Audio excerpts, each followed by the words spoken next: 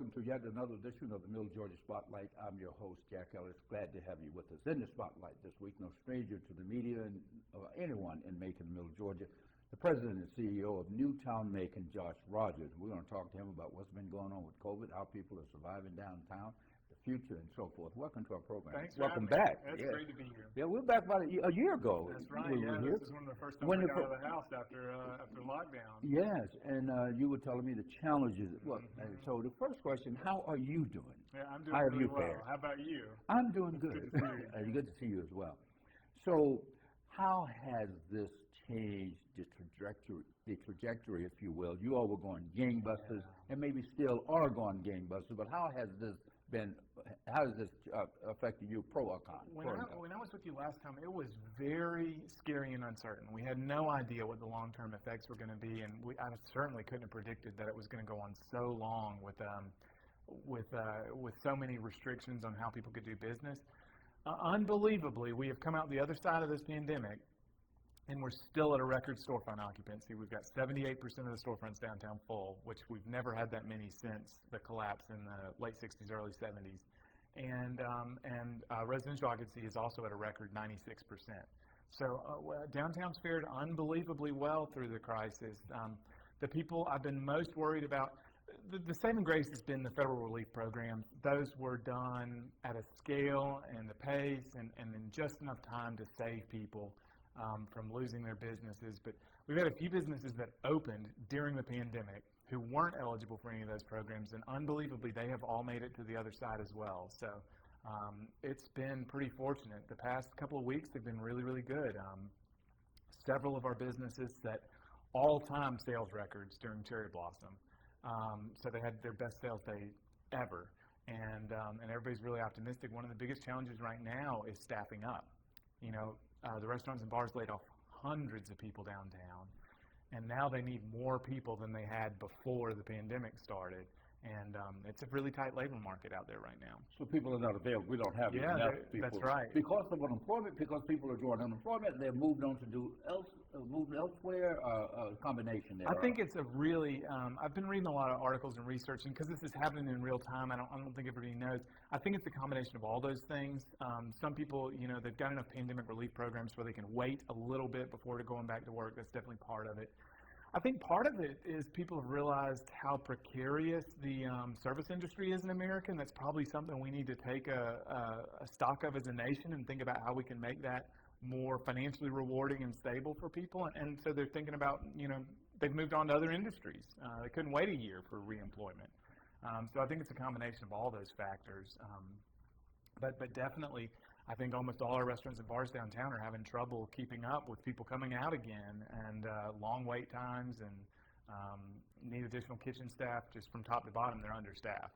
Well, that's good news. It is, yeah. That's a really good problem good news to have. to know that jobs are there, and we just got to get people trained, get them into the thing. Now, we know about all the successes. The list is long. What's the future? What do you see the big item, what you would like to get done, say, in the next 2 years, 3 years, or 1 year? What are the big things on the table? Yeah, so we're at the tail end of a 5-year strategic plan, and so our board will be having a retreat in October to set a new set of goals, and it's going to look wildly different than it did before. The last retreat we had was 2016, and that downtown was very different from the one we have today. I think there are a couple of key themes. One of them definitely is the rise of tourism. We still don't have a hotel in the middle of downtown, although one is under construction in the Willie Hill Annex.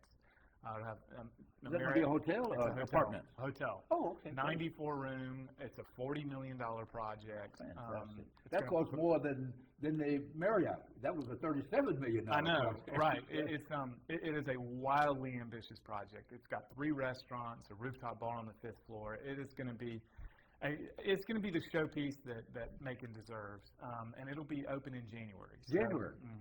Maybe hoping to be the 6th of January. That's my birthday. Okay. But the 6th of January also the day that I'll tell the developers that's what we got to hit. But maybe we don't want to do the 6th, because the 6th is also the day that the people try to take over our capital. So we can have the 6th as well. But on a serious note, Is it going, what is the brand? Is the flag yet? Do you have a So, flag? it's a Marriott tribute property. So it's affiliated with Marriott, but it's going to be independently branded. So it won't be Marriott whatever. It's going to have its own name that they haven't announced yet. So it'll feel like a very boutique property. There's not going to have prominent Marriott signage, but you still get your points and everything for staying there. So I think that's going to be a transformational project because I think we're going to have several more hotels come online. The CVB did Visit Macon did a study, and they think there's a market for 1,000 hotel rooms downtown. This is only going to be 94. So my big prediction over the next 5 years is that tourism is going to take a big part of downtown and be like we were talking before we went on air about Hap Brothers Lofts, Broadway Lofts. That was really the first project where you really saw traction downtown, right? It was like somebody flipped the lights on for the first time in 40 years. I think tourism is going to be a similar moment, that we're going to look back and it's going to be a really big pivot point where we see a lot more traffic coming downtown. Yeah. The other thing that we're really focused on, we have a new Macon Action Plan. People can view that plan at maconactionplan.com. Item 1.1 is more black-owned businesses. And I think it's... I was going to ask you about that. I'm glad you brought that up. I think it's absolutely critical. Right now, we're at about 20% of our storefront businesses that are owned by Black Maconites, and we want to get to something a lot closer to 50-50 that looks more like the community as a whole. And downtown has a really strong tradition of vibrant Black-owned businesses, but they were decimated just like everybody else in the 60s and 70s. So over the past year, 2/3 of the loans we've made have been to Black entrepreneurs with owner-occupied real estate. So, I think the pressure from tourists is going to drive up building values, probably going to drive up rents. We're probably going to see the introduction of chains for the first time. And so we have this moment right now where we can move local people into ownership positions on these buildings, especially Black entrepreneurs. And so that is going to be a huge focus for us over the next 5 years because it's not worth all this revitalization if we lose what makes us special and unique. And so that's going to be a big challenge for us. Now, what about the other hotel, the old Hilton Hotel? Been around forever. It's been about 10 different names. Yeah. What's happening with that? That hotel is owned by a Canadian developer who bought it online, and he has made some really significant investments into the property, probably in the range of $8 to $10 million from his own pocket. But it is probably still only a third finished. So right now, I don't see a viable path between where it is and getting open again. So we're going to we have some major work to do on that project. When you say we, you're going to do a public-private partnership, or you're going to support him, help him move down the line? We have made... I guess it's a him. Could be a her. It is. Ruby Senga is his name. We're actively working with him. He has not wanted to take on a $30 million project all at once, and so he's trying to do this little by little with his own cash flow. Would he sell it? Yeah, I think everything's for sale. Yeah, right? They got it right. And the other thing I think is the Marriott project that is a total public-private partnership, one of the most ambitious and complicated public-private partnerships we've ever put together downtown.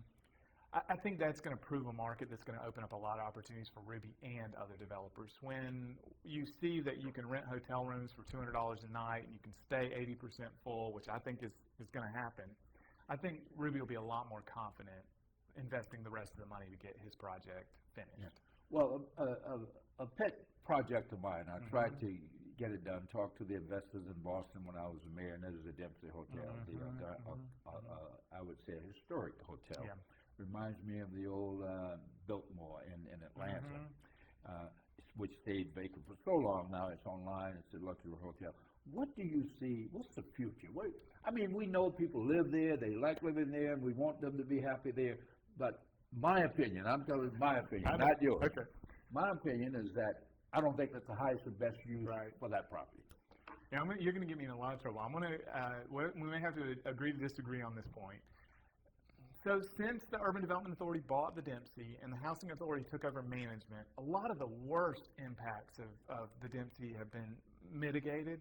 They've diversified the residents there, so it's not all older people now. I'm going to interfere.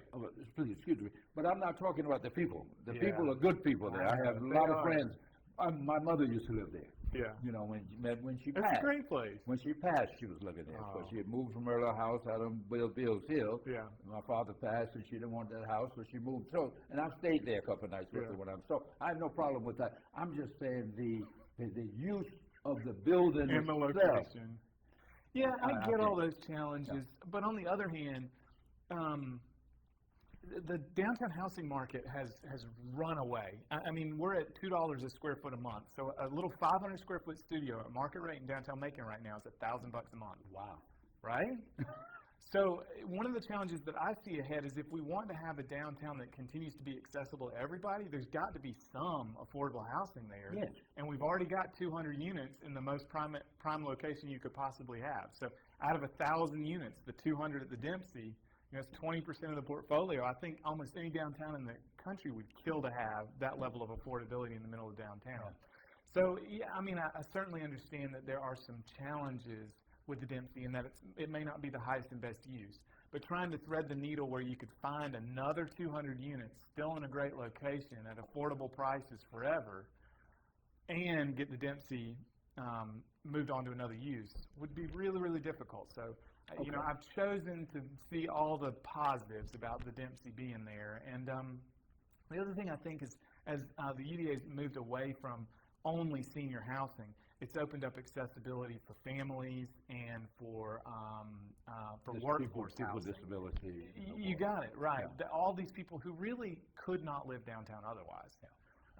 And I think older people like to live downtown for the same reason younger people do, in that you can walk to everything you need. And But do we have grocery stores? Do we have? You know, I remember when we first started around on 2nd Street, we had the old 2nd Street Market, the farmers market there, and everyone used it. It was a grocery store. It was there for many years. We don't have a full-fledged grocery store downtown, do we? But a local couple. Is one on the horizon?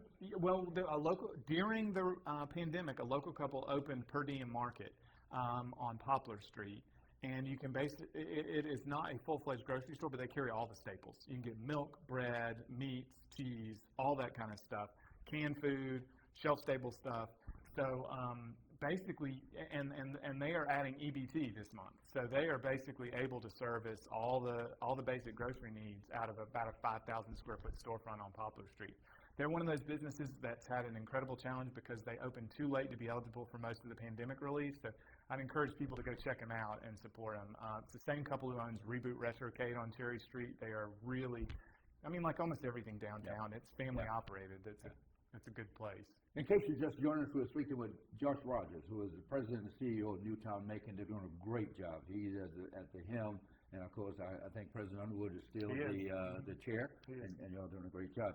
But the two things I always had a challenge with, and I don't want to have a revisionist history, but I put it in that context, and that was parking downtown. I remember asking my chief of police to devise a method that residents could park free and get some. But we never were able to get over it. Then you found out, tried to get the parking meters, and Blair just fought me. Blair fought me tooth and nail, never got that done. But you've been able to get parking. And you building a parking deck? There was one on the schedule, I think. Yeah, that has, when we look at pandemic casualties, the parking decks have definitely become a pandemic casualty. Right before the pandemic, we were set up to have a Hyatt Place on Poplar Street, and then a new multifamily apartment development right behind City Hall. Each of those properties would leverage a deck. So we were going to end up with 2 new decks with 700 parking spaces total, and the developers were going to pay for those parking decks for the city. So the city would end up owning them, but they'd get paid for by the developers of those projects. So it was about as good a deal as you can get in economic development. But unfortunately, both those projects are now completely stalled with really no path forward because of the pandemic. Well, you know, that's a good thing. When I was going downtown, I think Cherry Block the last week of the Cherry when they had the festival in the streets, art festival. And I parked all the way up near Henry McNeil Turner Post Office Okay. and walked down Uh-huh. because I drove one time. I said, "There's no There's no parking," parking, so, yeah. which was a good thing. Yeah. But how many people will say, "I don't want to walk that far if we don't have adequate You're parking, right. and we'll just go someplace." And we else," have you to know? deal with it. This month is March was the first month that parking was back at full capacity. So you experienced the first time that we were back to full tilt. So the pandemic gave us a little bit of a breather, and our parking resources weren't exhausted, but we're right back to them being totally exhausted. So I mean, so many of these challenges are figuring out how to do it in the most efficient way for the taxpayers, and I don't want the county to have to. The parking decks are wildly expensive. I know. And so we've always tried really hard to thread the needle where we get a development project that can pay for something for the county instead of the county having to do it out of general fund. And we'll get there. It's just, right now it's really tough, especially new construction. Lumber prices have skyrocketed. So a lot of, we have all the projects we had that are new build are pretty much stuck because they no longer make financial sense because lumber prices have gotten so high. You know what else has gotten really expensive? What's that? Bicycles. Yeah. You can't hardly find a Or bicycle. weights. You can't get weights for your home gym anymore. There's all kinds of stuff that's just. But getting back to the parking, Mhm. and here again, I tore down the old personnel building on Poplar Street. Gave that property to the Urban Development That's it. Authority for the Mhm. purpose Mhm. of building a parking Right. deck. And of course, they resurfaced it as surface parking, but that doesn't solve the problem. Service So I'm glad- parking is never the right Yeah. solution. Yeah, so I'm glad to know that that's on your radar. The other thing that I want to speak to you about is it's a negative, and I try not to, but we have to face some things head on. But downtown Macon is safe. I feel it's relatively safe. Mhm. Mhm. But the publicity, I was overseas, and I read the paper and the news accounts as to some people got shot and murdered. Yeah. Was was it during the horrible. holidays? Or It was during Thanksgiving. Thanksgiving, yeah. It was really, really terrible. Yeah. We nightlife was really the first thing that came back in downtown. First Friday, and a couple of restaurants opened, and you remember all that. It has gone like gangbusters. We've got 26 bars and music venues and another 51 restaurants, and almost all of them have liquor licenses. So on a drinking going up. we have enough space for 7,000 people on a regular Friday and Saturday night in the bars and restaurants downtown. What? That's a huge crowd, and I think it's happened without really anybody noticing because it was just inch by inch. But when we look at the scale of downtown nightlife, we're talking about something like an entertainment district in a big city. It's a lot of people. And so we just completed a study, thanks to the Knight Foundation, with the Responsible Hospitality Institute for a nightlife study. And one of the key things they think is we got to form a committee of all these people who do nightlife, all the entrepreneurs, and we got to hold our license holders to a higher account. So the problem typically isn't policing; it's that we've given licenses to people who are not responsible enough to have them. Underage drinking as well as Got it. Exactly. And those, if you look at those problems, the fights, the weapons, the underage drinking, they're all concentrated in specific venues. It's not a problem that's happening across the board for our operators. It's one operator. Well, we got to get a hold of that. We don't want to kill the goose that laid the golden egg. We you know. can't afford to. Yeah. So, and I think there was a period in downtown Macon when it was way more laissez-faire. But now there are thousands of patrons, there are hundreds of employees, there are dozens of entrepreneurs that are depending on this being safe, and we can't afford one bad egg to ruin that for everybody else. Well, now we're on the verge of Governor Kemp is going to be lifting the COVID restrictions. I think we're taping here on the 8th. We're taping here on the 8th. I think it's going to be released. Everything is going to be in the 9th. Right. So now people will flood downtown again. Yeah. Are you welcoming them? Or are you still asking people to adhere to certain COVID protocol? Yeah, our entrepreneurs have been incredibly responsible and resourceful so far. So I have a feeling that they, on their own, are going to continue to take precautions to keep their patrons safe and their employees. I mean, that's one of the key things is patrons may be able to come and go without a mask and be fine. But you think about the employees having to deal with, during Cherry Blossom, one of our restaurants had 650 people in a day. And so you think about a server being exposed to 650 people in all one over the day world. from all over the world. There are still some challenges to make sure that we can get these next couple of months and get everybody vaccinated, especially younger people. They're still waiting for their second dose. So I expect there's going to be some precautions that'll continue for a little while. But people are ready to get back out there. This week, for the first time, lunches on weekdays have started to look normal again. There's a lot more foot traffic around downtown. It's exciting to see people coming back out. Well, some funding has been approved by the Biden administration to come to cities. I think 100 million, 97 million. Will you all be able to leverage some of that money for downtown? Or you in talks with the administration now? Or are you going to strictly let them? I thought that was a unique opportunity to do some things downtown. Yeah, we They said it's they said they're not as stringent as to what you can use them on. That's right. The administration's been incredibly flexible about opening up opportunities for the local governments with that funding. Macon's going to get a direct allocation of $77 million. Mayor Miller is building a plan around that right now, and a lot of his priority is going to be on housing and blight. I didn't know this, but there are 850 burned abandoned houses in the county. You know who owns most of them? Who's the that? county. Yeah. Taxes. So that alone is somewhere in the $10 to $15 million range just to demolish those burned houses. We got to get some of that money downtown because that's an economic generator. I'm with so you. You can have more money to do more things. We're having those discussions too. Newtown, we just applied to become a community development financial institution. There's not one in Central Georgia. And part of that is to loan money to people who've been disadvantaged, who haven't had access to the financial system. And so one of the ideas that we've had where we could help with blight is to loan money to people who live in the neighborhoods who would either like to fix their own homes or who would like to fix up a home next to them to flip or to keep for income. One of the things we found that's depressing is that in the depressed census tracts of Macon County, which unfortunately is most of the county, the average income for a black household is $28,000, and the average net worth is $13,000. That's sad. It's really sad. Yeah. So I mean, one of the things we it's thought not getting about. any better. That's the thing about over the years. It's the exact same as it was in 1950. That's what I said. Not getting any better. Yeah, but we can get better. I think we can do better. And we ought to do better. We ought to do better. There's a tremendous shortage of affordable housing, affordable rental housing. Oh, yeah. And so one of our ideas, and this will be a total experiment, but I'm hoping Mayor Miller will give us a chance to experiment with it, is to loan money to people who live in the neighborhood to buy and rent another house in the neighborhood, right? Which would increase the supply of affordable housing, but it would also increase incomes for black residents in the neighborhood and increase net worth and give them something to pass down. So we do training around real estate development anyway. This is a pretty easy program for us to launch. So it's one of the things I hope we'll be able to do. That's a big initiative and a good one, too. It would be, it would be a lot of fun. It would be very rewarding.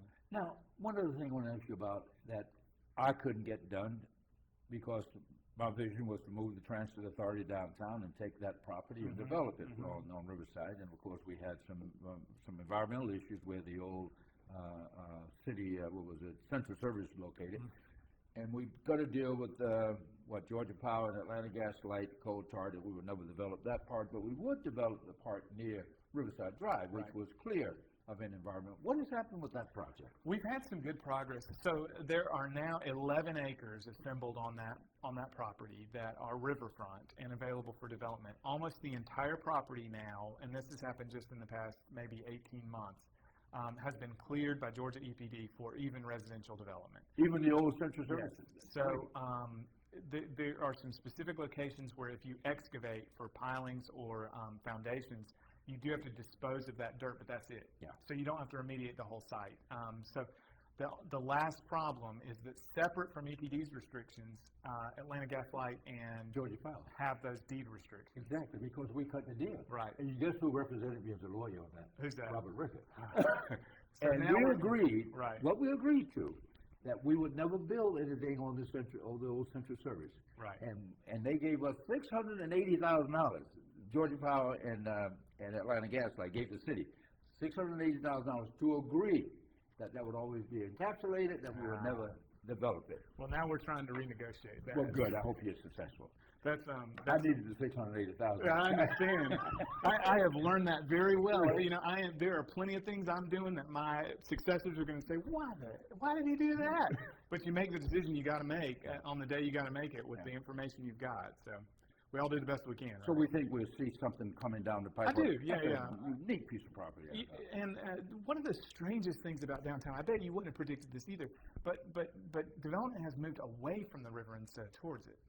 So from cherry to poplar to plum to pine, we're seeing development. And I think now, I wouldn't have predicted it, but I think now the reason that is because the sidewalks and the buildings are preserved this way, and Walnut and Riverside are highways.